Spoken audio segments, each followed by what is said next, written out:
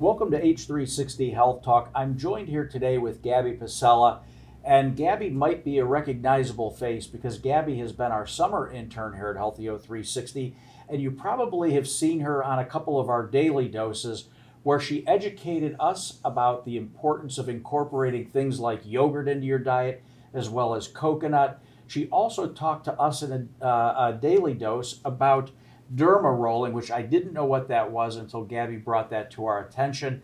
But she's not here to do daily doses today. She's joining me on H360 Health Talk because she is going to talk to us about her journey living with type 1 diabetes. So Gaby, welcome to the show. Thanks for having me. So Gaby, there's a lot of confusion on type 1, type 2. A lot of people really don't understand what the difference is. Can you tell us and share with us what is the difference between type 1 diabetes and type 2 diabetes? Yeah, of course. So type 1 diabetes is where your body, your pancreas, doesn't produce any insulin at all. And type 2 diabetes is where your body produces some insulin, but not enough for your body, not enough to maintain your body. So you're a type 1 diabetic, so which means your pancreas is not producing any insulin whatsoever. Yeah, no. So when were you diagnosed? I was actually diagnosed when I was 7 years old. 7. And were there some signs that you experienced or your parents may have saw at the time that kind of led them to, boy, we should get Gaby in to see a physician. There's something not quite right? Yeah, it was actually really crazy. There was a point where I couldn't walk, I couldn't eat, could barely talk. I wasn't really a person. I was just sick all the time, throwing up, always sick, couldn't even go to school. And at that point, my mom and dad would take me to the doctor, to the ER, and they didn't know what was wrong with me. And the last time I went to the pediatrician, they said, she's fine, give her the weekend and take her home, take care of her, she'll be fine. And my mom at that point was like, no, she's not okay. We need to treat this seriously. So they took me to the hospital, and they transported me to another hospital where they then found out I had type 1 diabetes. Do you remember any of the tests that they ran or any of the things that you went through at that time when you arrived at that second hospital? Yeah, so I was actually put into the ICU, the intensive care unit, and I was there for, I believe, 2 weeks. And I've always had IVs in me. And after they discovered I had diabetes, constantly they were pricking my finger to check my blood, testing my blood sugar. Kind of on track? Yeah, just making sure I was taking care of myself at that point and that they were taking care of me. So the diagnosis comes back after this battery of tests, and they tell your parents that you have type 1 diabetes. Who, if you can recall, sat you down and told you what that means? I mean, you're 7, you're very young. The conversation has to be, I would think, somewhat sensitive and fragile. Yeah. To, one, educate you on what it is, what type 1 diabetes is.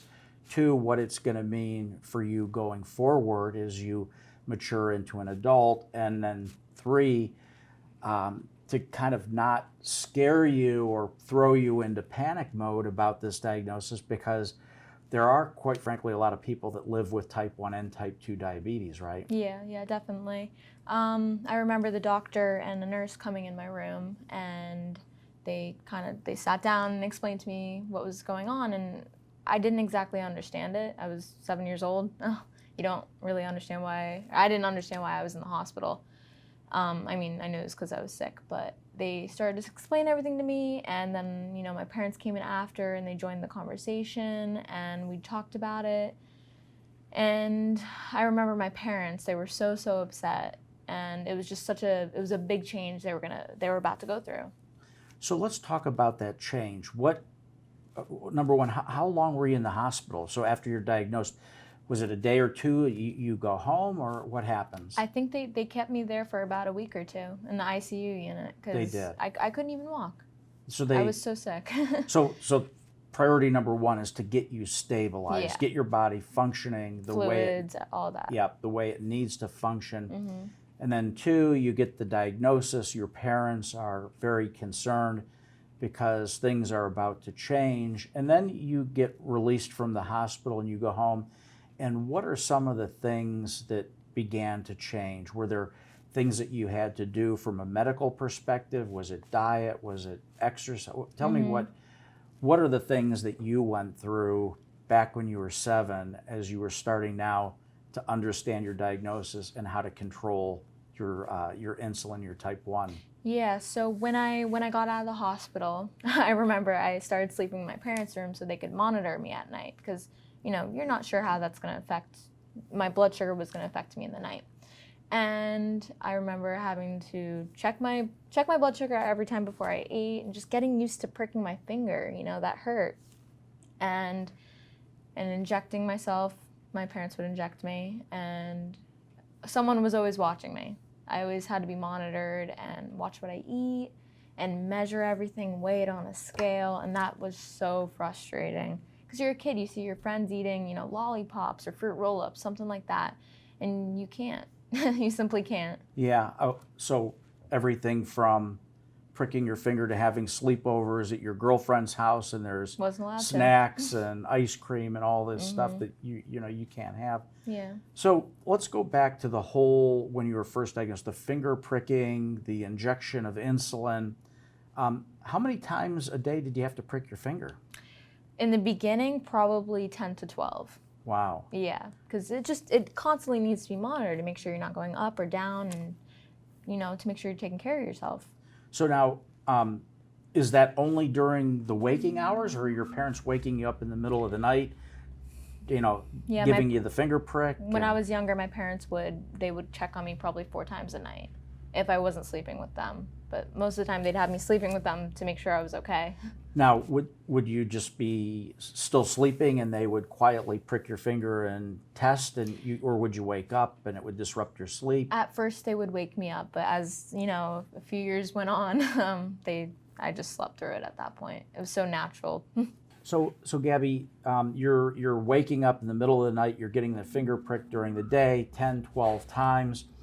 And so when they were measuring the insulin level through the testing, were there wild fluctuations in the numbers?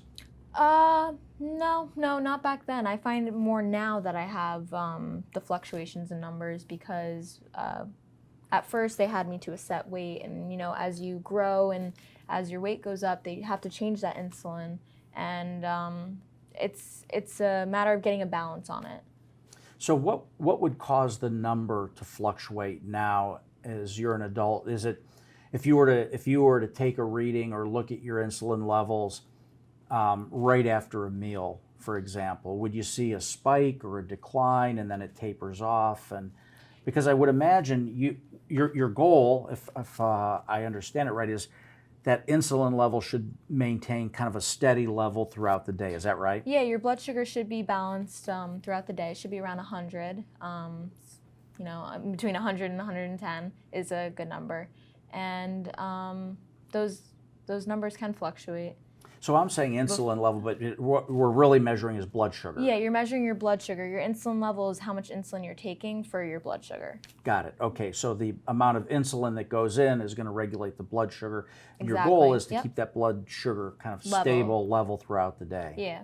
And so again, going back, so you have if you have an apple, for example, and you look at your reading, would that differ than if you had, let's say, a fruit roll-up or something like that? Would you see a sharp spike in your blood sugar? Yeah, definitely. So the fruit roll-up will make your blood sugar spike right up, but an apple will help balance it. It'll go up a little bit without insulin, but it won't make it skyrocket like a fruit roll-up would because of the amount of sugar that's in a fruit roll-up versus an apple. Got it. Well, Gabby, thanks for joining us today. You've given us a really great example of your journey living with type 1 diabetes. So I wish you all the best in college, and thanks for joining us. Thanks for having me.